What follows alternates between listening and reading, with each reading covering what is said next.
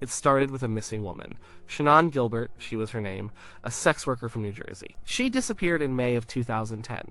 Police went looking for her. They searched a remote stretch of road near Gilgo Beach on Long Island. It was a strange place, not many people lived there, but houses were scattered around, mostly vacation homes. The road, Ocean Parkway, ran right along the beach. It was pretty desolate in winter. And then the police found something. It was not Shannan Gilbert, it was human remains. A body. In December of 2010, the first one was found. Not long after, 3 more bodies were found. All women. All sex workers. These were Melissa Barthelemy, Maureen Brainard Barnes, Megan Waterman, and Amber Costello. They became known as the Gilgo Four. Their stories were heartbreaking. Their families had been looking for them. But as the search continued, other bodies turned up, remains that were older. Remains that were not immediately identified. These were the Jane Does. These were people who had gone missing. And for years, no one knew their names. Their stories are a different kind of tragedy. It's about being forgotten. It's about a name that was lost. And this is what happened to them. 2 of these unidentified victims. One of the first Jane Does to be discovered in the Gilgo Beach area was found on April 4th, 2011. Well, she was called Jane Doe number 6. She was found along Ocean Parkway. Her remains were just bones. She was estimated to be between 16 and 22 years old. Police thought she might have been Asian or Native American.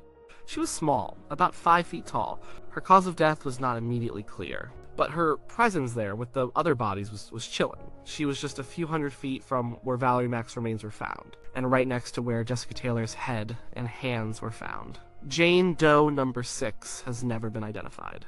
She remains a mystery. Her face has been reconstructed by forensic artists. They tried to give her a face, a human likeness, hoping someone would recognize her. Pictures of these reconstructions were released to the public. They showed a young woman with dark hair, a soft gaze. But no one came forward. No missing person report matched her description. No family member called. Think about that. A young person, someone's child, someone's friend, just disappears. And no one knows where she went. Or at least no one reported it to the police in a way that led them to her. She just became a set of bones in the sand dunes. She had a life, a history, a story that ended in such a terrible way. And for more than a decade, she has not had her name back. And then there was the Jane Doe known as Peaches. Her story is even more complicated, and much more spread out. Her body parts were found in different places, years apart. And this makes her case incredibly hard to piece together. The first part of Peaches was found in 1997. It was a torso. It was found in Hempstead Lake State Park, just west of the Gilgo Beach area. It was inside a plastic container. This was a long time before the Gilgo Beach discoveries. Police, at the time, didn't have much to go on. DNA testing was not as advanced then. Fingerprints were hard to get from such old remains. She was named Peaches because of a tattoo. A peach tattoo, with a bite taken out of it. And she had GM tattooed on her right breast. For years passed. The torso remained unidentified, a cold case. Then, in 2000, another set of remains was found. This time in Manorville, about 45 miles east of Hempstead. These were human legs. They were found by 2 hunters. These legs were also unidentified. They became known as Manorville Jane Doe number 1. And then came the Gilgo Beach discoveries in 2011. When police were searching for Shannan Gilbert, they found more than just the Gilgo Four. They found other partial remains, and among them they found a skull and some hands. These were found near the other Gilgo victims. Police started to link these discoveries. It turned out, through DNA testing, that the skull and hands found near Gilgo Beach in 2011 belonged to Peaches. The same woman whose torso was found in 1997, imagine that. Her body was scattered. Her head and hands were taken far from her torso, and left in a different location. It speaks to a killer who was very careful, or very disturbed. But the story of Peaches doesn't end there. Near where her skull and hands were found, police also discovered the remains of a young child, a toddler. The child was estimated to be between 1 and 2 years old, and through DNA, investigators made another chilling discovery. This child was Peaches' daughter. So Peaches was not just a victim, she was a mother. And her child was also murdered, or died in some other terrible way. Their remains were found together, or at least in close proximity. This added a whole new layer of horror to the case. It made it even more desperate to find out who she was, who they were. Peaches and her child remain unidentified. More than 2 decades since parts of her were first found. The tattoo, the GM, each. None of it has led to her name. Forensic artists have created reconstructions of her face too. A young black woman, maybe mixed race. They tried to estimate her age as between 18 and 25, but still, no one has recognized her, no one has claimed her. The child also had a reconstruction. A sweet, innocent face. A baby who never got to grow up, and whose short life ended in tragedy with her mother. It's hard to think about.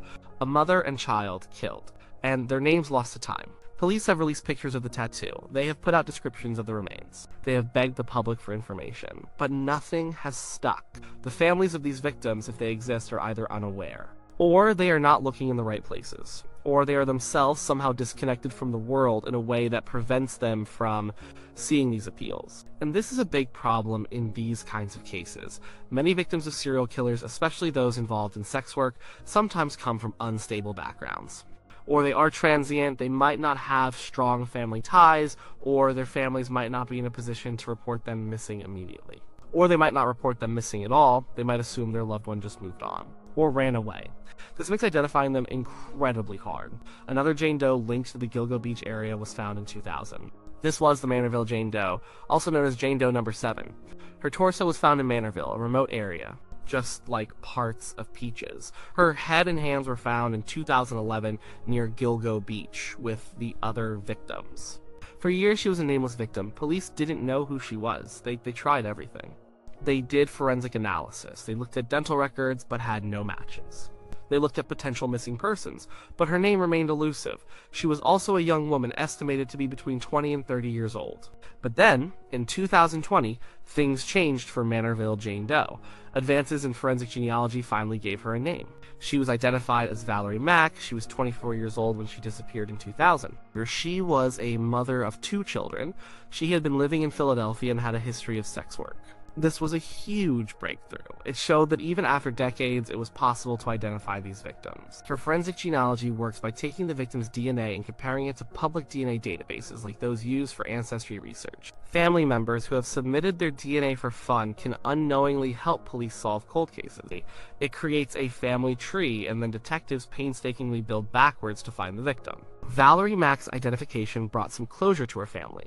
They had been looking for her for a long time. They knew she was missing, but they didn't know where she was or what had happened to her. Now they know she was murdered, and she was one of the Long Island victims. Her children finally had answers about their mother, and there was Karen Vergata. She was known as Fire Island Jane Doe. Her remains were also found in 2 different locations, years apart.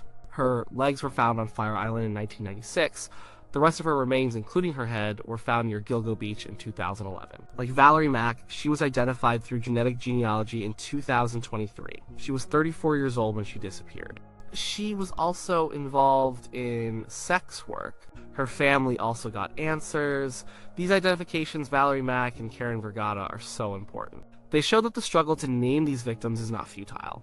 It brings hope for the other Jane Does. For Peaches, and her child. For Jane Doe number 6, it means that somewhere someone might hold the key to their identity, and science might unlock it. But the work is slow, it's expensive, and it requires dedicated investigators, and it requires the public to step up. The police have used every tool they have. They put out composite sketches, they created clay models of skulls, they shared details about clothing or jewelry found with the remains. For Jane Doe number 6, they noted her height and possible ethnicity. For Peaches, they focused on her distinctive tattoo. They wanted to give these women back their names, because a name means a life.